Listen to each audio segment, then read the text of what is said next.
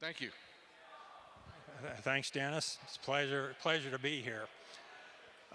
This title probably, if it was truly accurate, would be improving our ability to link quality to economic value, because we've done this different ways for many, many years. But I think there's things we can improve. Forages are feeds. Feeds provide nutrients.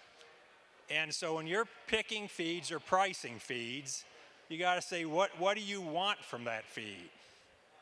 Well, you want something's cheap, but that cannot be the driver. Limestone is cheap. You're not going to feed 20 pounds of limestone. The feed has to provide nutrients you need. You know, if you feed a lot of alfalfa, but you can buy soybean meal real cheap, you might say, well, I don't need protein, so why would I buy it? It has to fit your situation. And again, if you have lots of corn silage, you're going to then need soybean meal. So it's got to fit. And the feed, really, all these, you've got to compromise between all these. What's right for your situation may not be right for another situation, and we have to build that into pricing. So to me, the most important concept here is cows don't need feed. They need nutrients. There is no alfalfa requirement. There is no corn silage requirement. There's an energy requirement. There's a protein requirement. And feeds have to compete to be in your diet. Which feeds are going to produce or provide the nutrients you need at lowest cost? Okay. So ultimately, economics are based on supply and demand, and that's the ultimate determiner. And that's based mostly on local markets. If you're in an area where there's severe drought stress, forage is going to be expensive. Broad markets, you're competing with corn, soybean meal. Those are our national, international markets. So those are the ultimate deciders. But we can come up with some more general way to price feeds that are related somewhat to this, but again, it won't be perfect because local conditions will dictate actual price. So when we look at forages or feeds for a dairy farmer, the value of that feed depends on its ability to produce milk. That's what he sells, is milk. But then he's also got to look at, will this fit into my diet in a cost-effective way, and what's the price of this feed to another one? Because again, you don't have to feed corn silage. If there's something that provides what you need at a lower cost, you should feed it.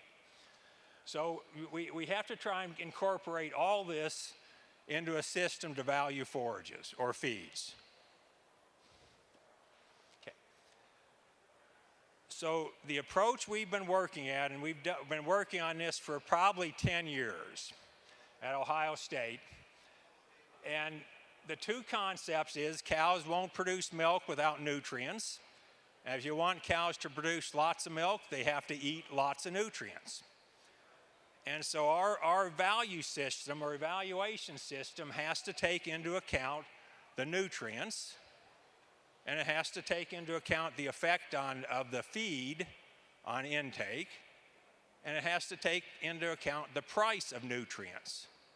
And that's not the price of corn or the price of soybean meal, it's the price of nutrients, the price of protein, the price of energy. And we have ways to get a lot of this. Some we're better at than others, but we can get a lot of this stuff. We can add this stuff together and come up with an economic value. Okay. So the nutrients of interest, there's dozens and dozens of required nutrients. But forage fiber, energy, and we express it as net energy, and metabolizable amino acids or protein. Those three nutrients, for most of the dairy herds, account for at least 90% of total feed cost. The cows need vitamin E and they need selenium and all this other stuff, but on an economic basis, those are almost trivial costs. You have to feed them, but they're economically insignificant. So our system uses these nutrients: forage fiber, net energy, and we don't use amino acids. One is still we have some questions on our ability to predict metabolizable amino acids in feed. So we don't price that, we price metabolizable protein. So forage fiber, net energy, MP, metabolizable protein.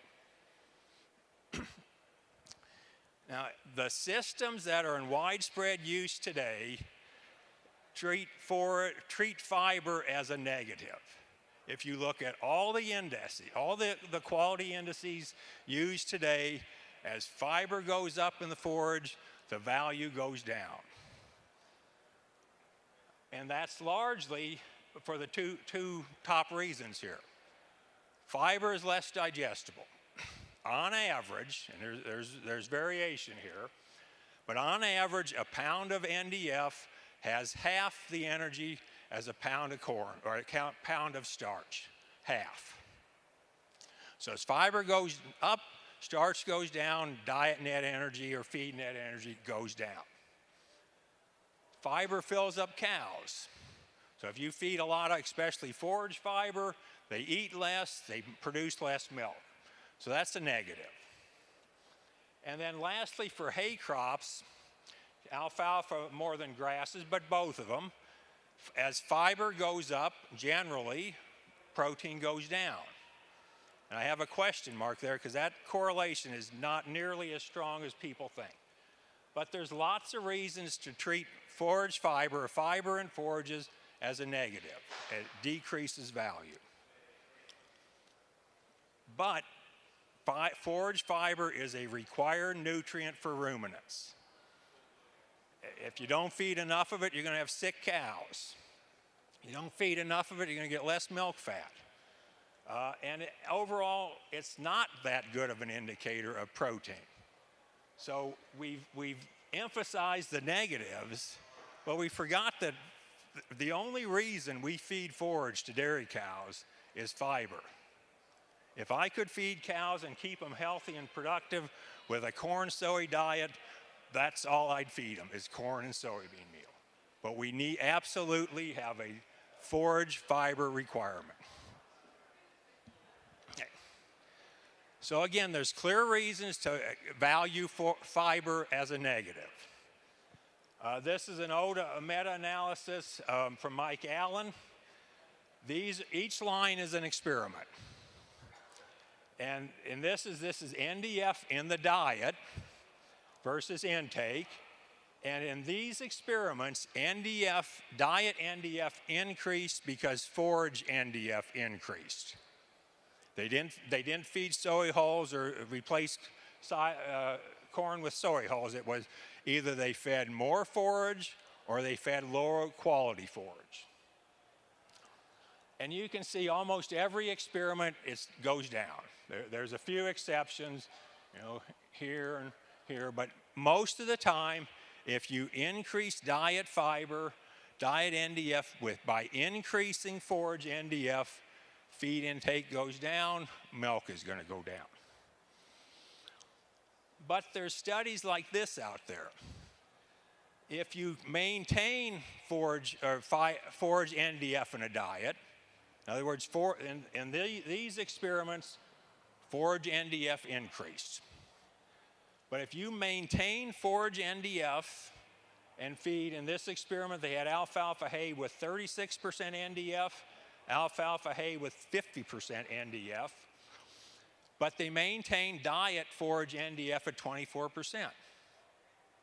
So the one diet was almost 70% alfalfa, the other diet was only 45%. And they found no difference in intake, no difference in milk, no difference in anything. So the way we now formulate, back in these days, we formulated for forage concentrate ratios. When I took my first nutrition class, it was a long time ago, the professor talked about forage concentrate ratios.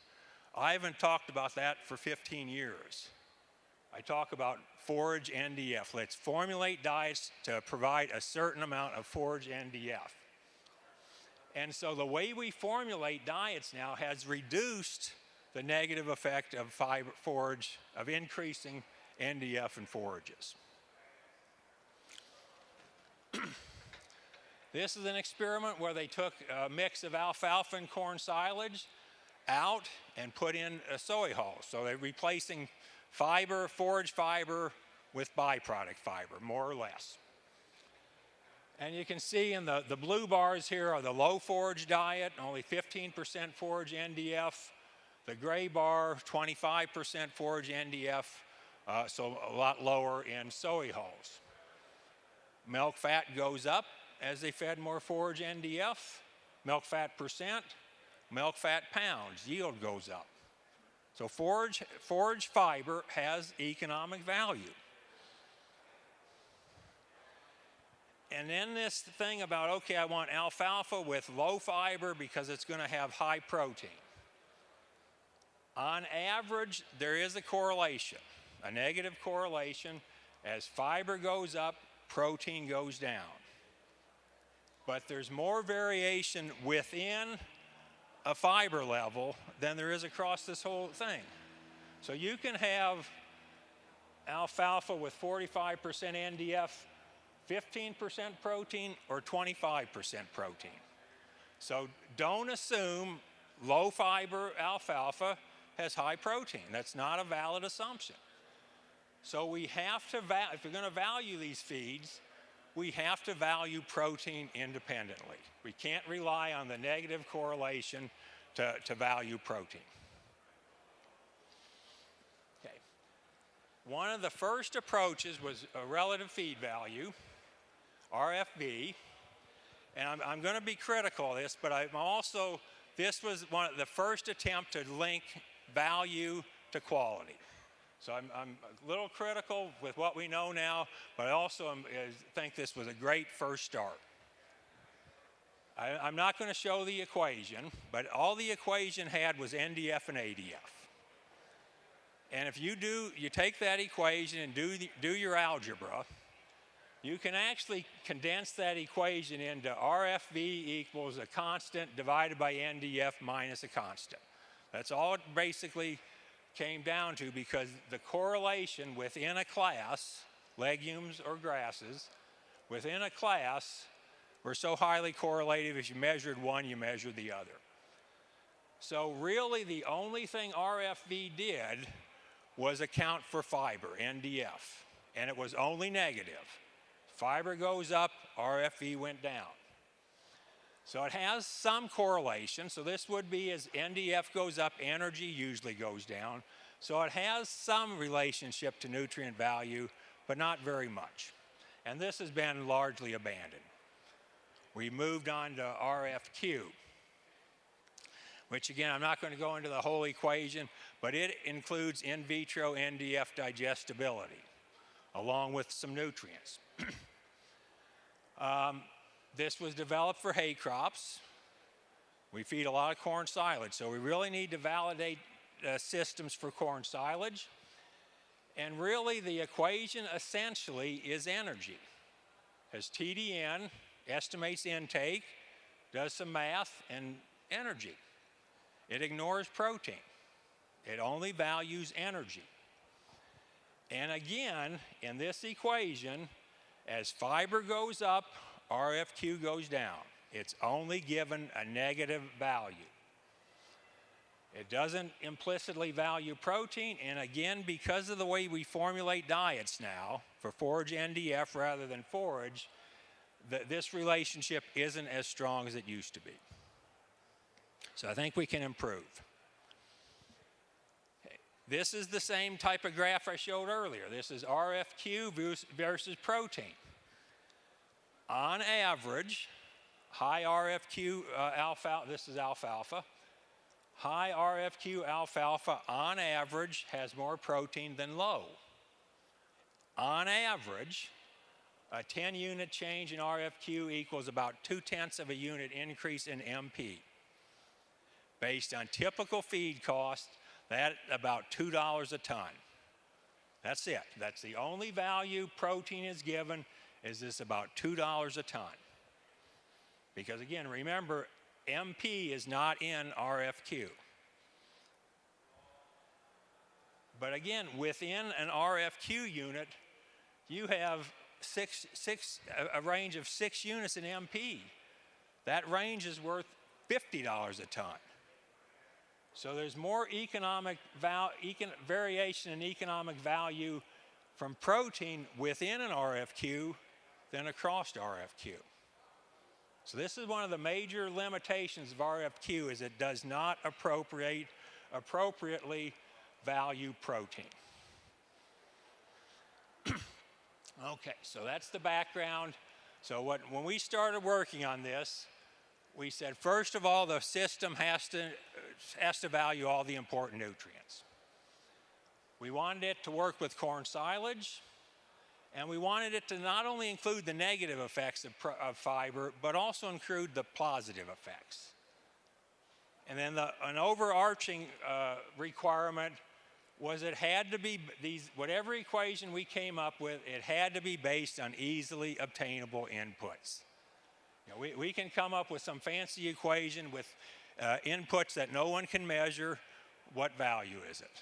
So we wanted to base this on numbers that producers can get from commercial labs.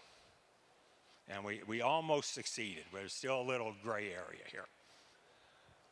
So basically, this is what we do. We calculate the NEL in a feed. We multiply it by the value of MEL, megacows. We calculate the pounds of MP in a ton, the value of the MP. And then for forages, how much NDF is in that forage. Multiply it by the price of forage NDF. We come up with, that's called the unadjusted price we come up with. And then we have to adjust for effects on intake, assuming intake effects translate into milk effects. So very simple equation. Okay, so we need to be able to measure NDF. Labs do this 1 million times a day. Net energy lactation, that labs don't measure. That has to be a calculated equation, and we're getting pretty good at estimating net energy now. The equations that we have are pretty good. MP is a calculated number. We can't measure that in a lab. We're okay on estimating that. That one could use some improvement, but we're okay. We have to be able to get prices for forage fiber, energy, and MP. We have statistical approaches. We can do that now. And then again, we have to adjust for effects on intake and milk. 3 is the most difficult. We've got a way to do it. That still needs some improvement. So that's what we need to do. Okay. So the lab measures NDF. We give forage NDF positive value. It's a required nutrient. But then we also deduct value because of the negative effects on intake. So forage fiber has a dual effect, and they don't cancel out. You can't just say, let's ignore them. They do not cancel out. We calculate, lab measures crude protein. We convert it to MP. Labs report NELs. There's some different equations, but they're kind of centered around a common equation. And then we use in vitro fiber digestibility to adjust intake. So all these measurements here, you can get from almost any commercial lab. Like I said, labs measure crude protein. We have to estimate MP. It cannot be measured in a lab. MP is the amount, and I'm talking protein, it's really amino acids, but let's keep it simple. Metabolizable protein is the amino acids that are absorbed by the intestine of the cow. That's the MP. Protein can be divided into rumen degradable protein, RDP, rumen undegradable. Again, even this can't be measured easily in a lab. We have to use constants. RDP, actually, if you look at the efficiency of the cow converting RDP to MP, that's a lower efficiency than converting RUP to MP. And since forages are high in RDP, we have to discount that. RUP is the only efficiency we have for RUP is how digestible it is. On average, the digestibility of forage RUP is lower than soy and some of the oilseed meals. It's even a little lower than distillers. So on average, this is based heavy on alfalfa, but it's about the same number for corn silage. 56% of the crude protein in forages is MP. For things like soybean meal, 70%. So it's not a constant. We have to use different numbers for different feeds. So for all the forages, to get MP, we take crude protein, multiply by 0.56. And you have to use MP. You cannot use crude protein because soybean meal goes into all our calculations. So we have to adjust for these different efficiencies. Okay. On the prices, we now use we use at Ohio State it's a statistical approach. I'm not going to go into the details, but what they do is they take a basket of feeds, 30 feeds, and it's corn grain, soy, corn silage, a lot of byproducts, alfalfa, so on. So this whole bunch of feeds, they get prices for different regions, and they have the nutrient composition, and basically they partition out the feed prices based on statistics. Software we use is Sesame. It's not a software you want to use. I hate it. It's terrible on user friendliness. But you can find these numbers in lots of places. Ohio State publishes a newsletter every other month, Buckeye Dairy News. The prices based on Ohio are in there every other month. Progressive Dairy, I think it's every other month as well. It might be monthly, but I think it's every other month. Publishes the same thing for various regions. I'm just showing Northeast and Midwest, but in Progressive Dairy, they have different regions. So you can get these numbers. You don't have to use the software. And I did put together this slide in August. And if we use the Midwest, net energy was worth about 10 cents a megacalorie. And it doesn't matter if that energy comes from corn or straw. It's worth about 10 cents. MP is worth about 50 cents. And again, whether it comes from soy or alfalfa, it's worth about 50 cents a pound. Forage NDF in August was worth 7.5 cents a pound. Again, that's forage NDF, not NDF from soy hulls. NDF from soy hulls have no economic value in this. The NDF in byproducts contribute to net energy, but they don't contribute anything else. They only contribute to energy. So it's important to remember this is forage NDF, not NDF. And as an example here, I just took an alfalfa hay. You can see the nutrient composition over there. It's 23% protein. If you calculate MP, it's about 13. The lab reported 0.69 megacalories of energy. It's 39% NDF. And the in vitro digestibility is 55. So I get all that info from the lab.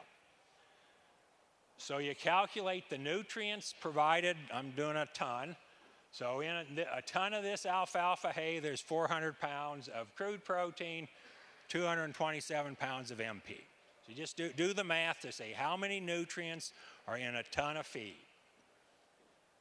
You multiply those by the prices, which again came from the Midwest table here.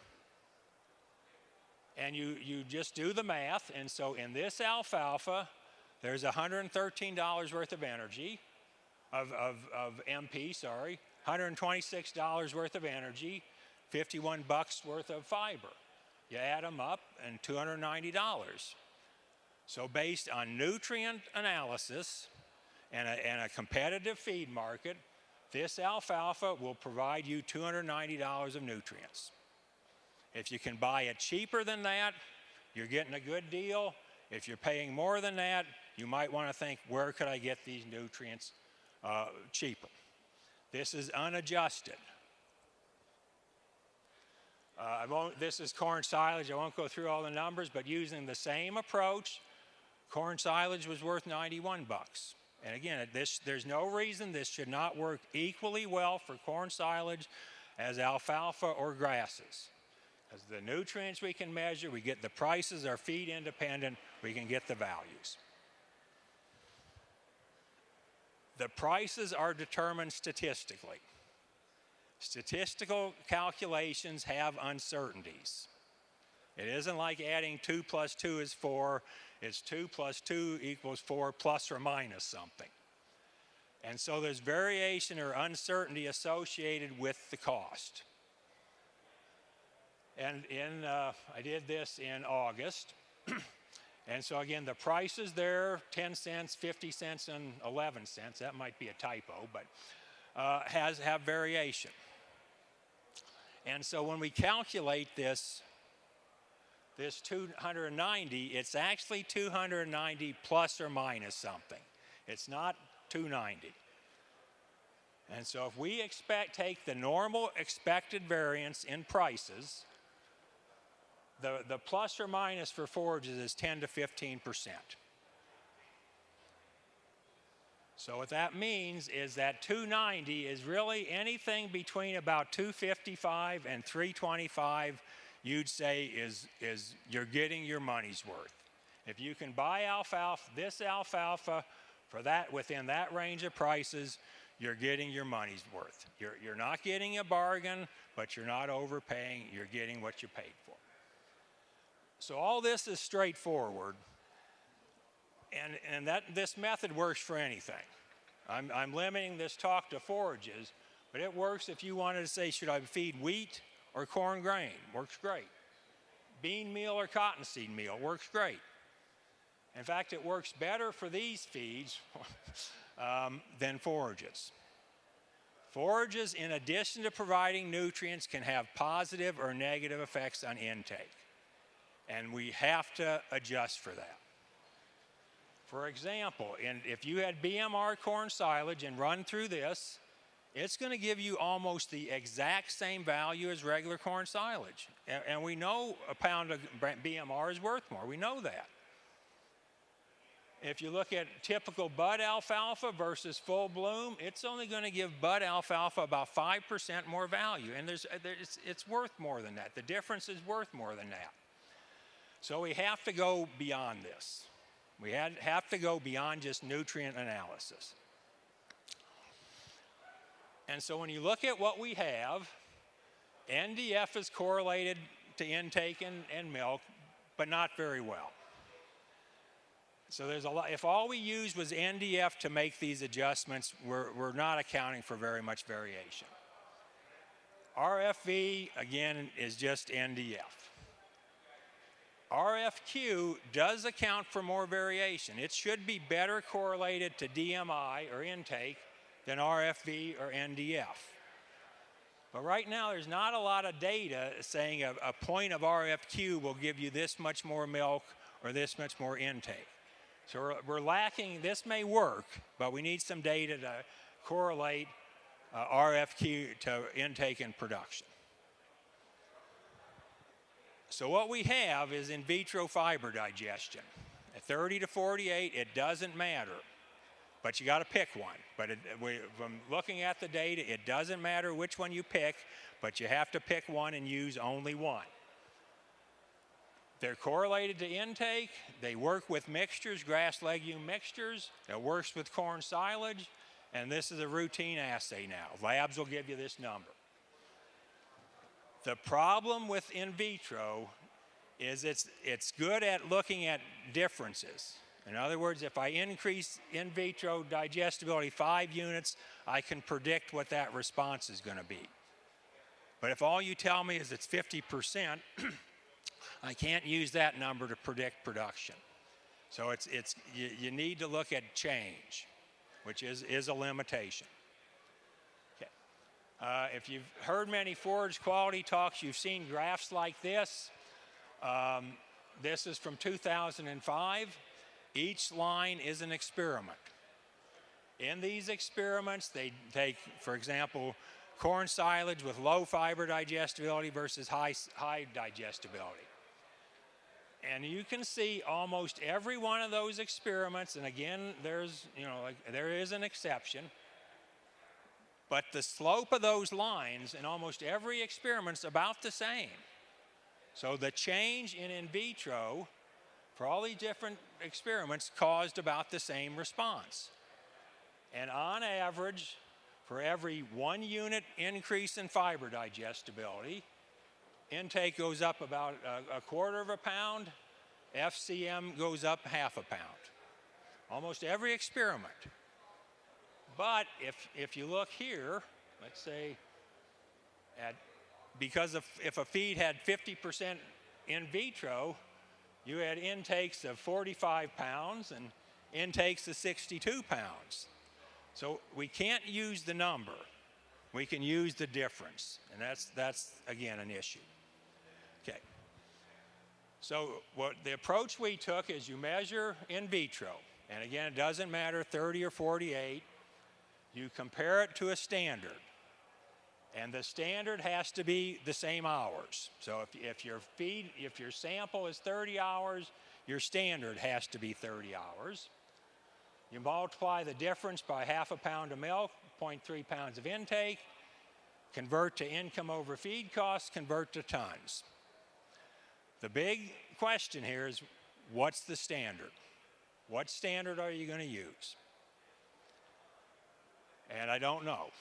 What we use is what I'm calling universal means, because it's based on hundreds of thousands of samples, is out of the new NRC, which is now called NASEM.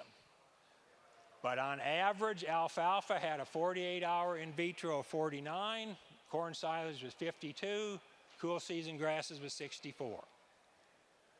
You might want to use, if you're going to use a single lab all the time, you might ask, what are your means? What's your average corn silage, average alfalfa? And you might be able to use the lab mean. But you need a reference or a standard value. Again, in my examples, what we've done our work with is these universal means. So to work through the math, we have alfalfa hay. You can see the nutrient composition. Its nutrient value was 292 a ton. Its in vitro was 55. The standard I'm using is out of NASEM. It's 49%. So my sample is 6 units better than the standard. 6 units should increase milk 3 pounds. Should increase intake, I'm rounding things off, 1.8 pounds.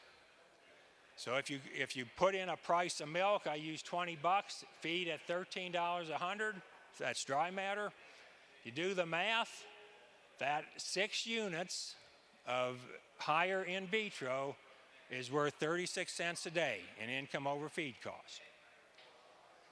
But you have to convert this to mass. You can't just per day, how many pounds? And this is probably the weakest link. The average in all those experiments, oops, sorry, wrong way. In all these experiments was 22 pounds of forage. So that's the number I used. So you do the math, this 6 units with $20 milk, $13 feed was worth 29 bucks a ton, added to the nutrient value. So this alfalfa is actually worth $3.21 because it's higher quality, they're going to eat more, they're going to produce more milk. So we calculate nutrient value, we calculate quality bonus or negative, quality can be a negative, and come up with the final. Okay. To simplify, we can come up with these tables. These are milk prices across the top, feed prices on dry matter. Down the side, you would say, that in this example, I have $17 milk, $12 feed.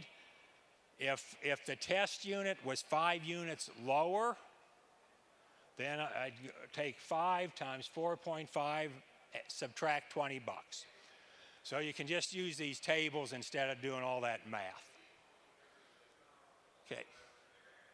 On average, As feed prices go up, the value of quality goes down. It's still positive, but it goes down. As milk prices go up, quality becomes worth more. So at high feed prices, high milk prices, quality has a significant bonus. At high feed prices, it's still a bonus, but it's not as strong of a bonus. Okay. So limits is again, I had to assume something. I assumed 22 pounds. But I would think that if you're feeding less forage, the effective quality would be less. You know, I think if you're feeding 5 pounds of hay a day, is in vitro going to have the same effect as if you're feeding 22 pounds? I think not. I don't have data to support that, but I think not.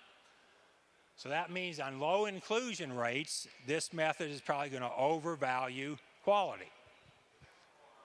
We assumed it's the same effect for all milk yields. And in most things, high-producing cows are more sensitive.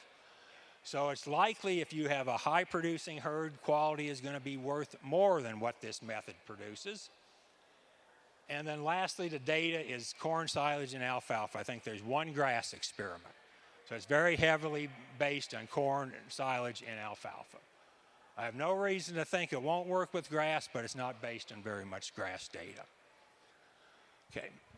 Other things here that are not in this is we assume this method assumes the forage was made correctly and preserved correctly.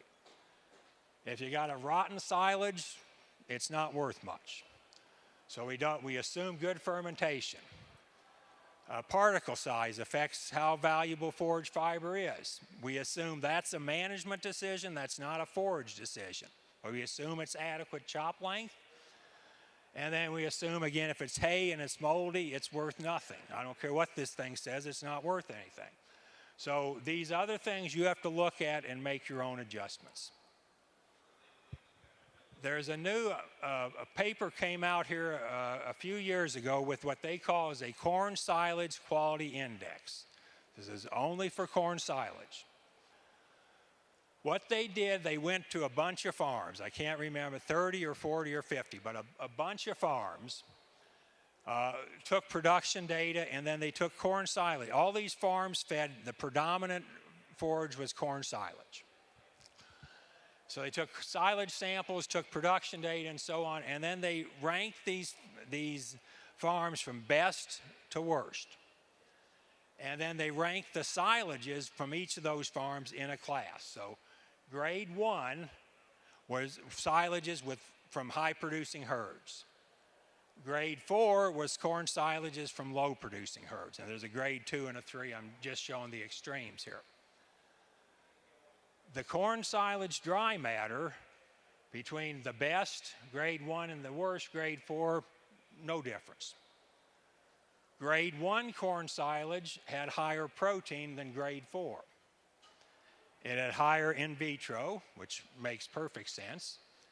It had higher lactic acids, indicating better fermentation.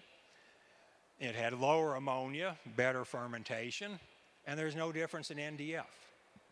So these fermentation methods or metrics matter, and those aren't in this method. Again, we assume it's good corn silage, good alfalfa silage, good hay. Okay, so then does this method work for these specialty hybrids or varieties? It works for BMR. It separates BMR with what I think is a reasonable difference in economic value. Because in vitro is in there, and that's the biggest difference with brown midrib. It works with this high digestibility alfalfa, low lignin diet. The data that I have says it values it correctly. There's another corn silage now, this amylase-enriched corn silage. This silage, most of the difference, you would think amylase is the enzyme that digests starch, so you would think starch digestibility would be better on this, and it's not. Fiber digestibility is better. I don't know why. But if it increases in vitro, it's going to give it more value. Starch digestibility is not in this equation, but again, this doesn't affect starch digestibility very much. It also improves protein a little bit, so that isn't in there. We use the same efficiency for everything, so that's missed. But in general, it should separate out these hybrids and varieties appropriately. So we think this is a benefit, but it probably overvalues quality at low inclusion rates. In other words, it's going to be worth more, but not as much more as what we're projecting. And then again, it probably undervalues quality for high-producing herds. And then again, there's other things that this is in vitro, NDF, NEL, and MP. There's other things that affect quality that is not in here. You'll have to make those adjustments yourself. And with that, you can't see it very well, but that's my backyard now, the Ohio River. Thank you, and any questions?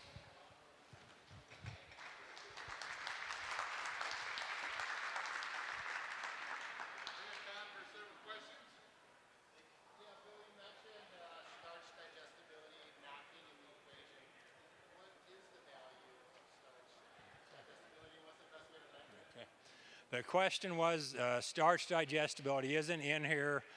What's it worth and how do you measure it, basically? Well, first of all, starch digestibility could actually be incorporated into this because it's in the net energy equation. So if you can adjust, if you have a lab number, you can adjust that, which will adjust energy. That's the biggest bang for the buck. There'd be a little bit of a protein efficiency.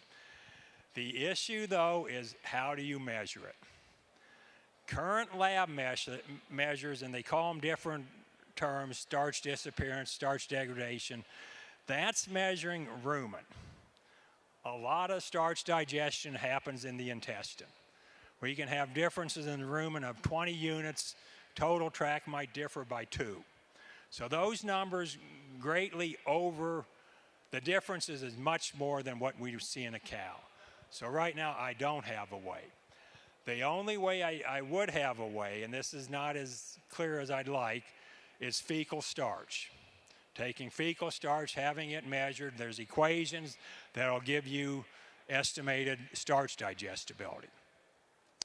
Then, corn silage isn't the only source of starch. You've got corn grain.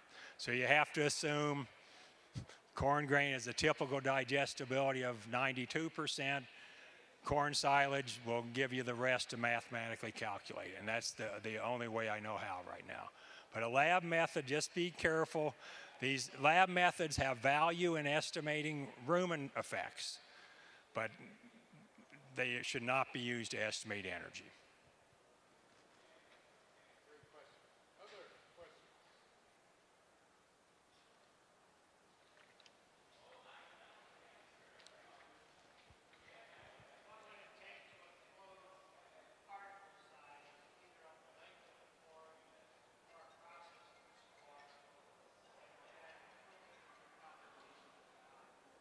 I couldn't, the last part? Okay. Oh. Yeah. Yeah. Okay. Question was, I'm going to paraphrase here a bit, is on particle, what's the effect of particle size on all this, and can we incorporate it to improve numbers? Yes and no. But you knew I'm going to answer that. Forage fiber gets its value by inducing rumination and all that stuff. And so we have some, with the Penn State shaker and so on, we have some idea on how much relative chewing or rumination this could do. So we should be able to make some adjustment. I'm out of practice of giving talks. So we should be able to make some adjustment downward. In other words, if it's chopped too finely, forage fiber is going to have to be discounted maybe substantially. So I think we could put that in. On the bigger pieces, if that's generally corn, the grain stuff, also particle size increases if particle size of the silage increases, which means digestibility is going to go down. There's that kernel processing score. We might be able to use that to, again, adjust the energy value. The only adjustments here on starch is in the energy fraction. So we should be, if you really worked on this and dug up, I think we could use measurable numbers, Penn State shaker box, kernel processing, something like this, to make tweaks. And the one would starch, again, is only in the energy. The forage particle length would affect the forage fiber number. We originally actually used effective fiber instead of forage fiber, but there's so many questions on how do you measure effective fiber. So we quit that. We just said non-forage has no value, or sometimes actually a negative value, and fiber forage, we assume it's adequate in size. So, but you could probably make some fine tuning. Yes, sir.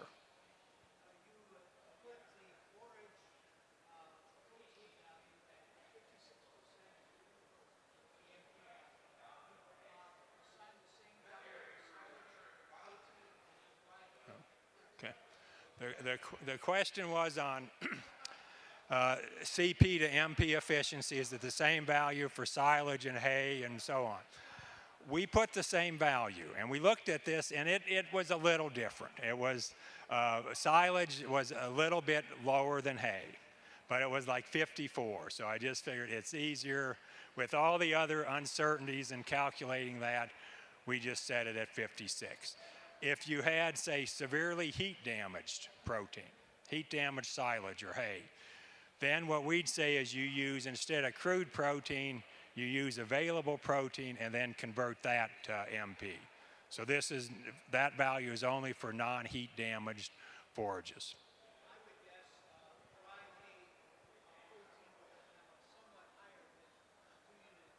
It was about, if I remember right, on it using the NASEM database on A, Bs, and Cs and all, it was average hay was about 2 units higher in efficiency than, and I have to assume a diet, you have to, you can't calculate it for an ingredient, but it was, again, not different enough to make this overly complicated, so.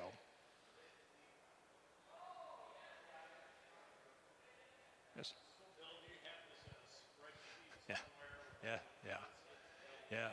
Yes, I do. I'm not an Excel wizard, so it's a very simple spreadsheet. But if someone wants it, I'll be happy. You have to enter the nutrient composition. You have to dig up. You can't. It won't calculate the feed nutrient prices. You have to enter those, but it does all these calculations. So, if you want it, just send me an email and I can send you. But it's very simplistic. But it does the job.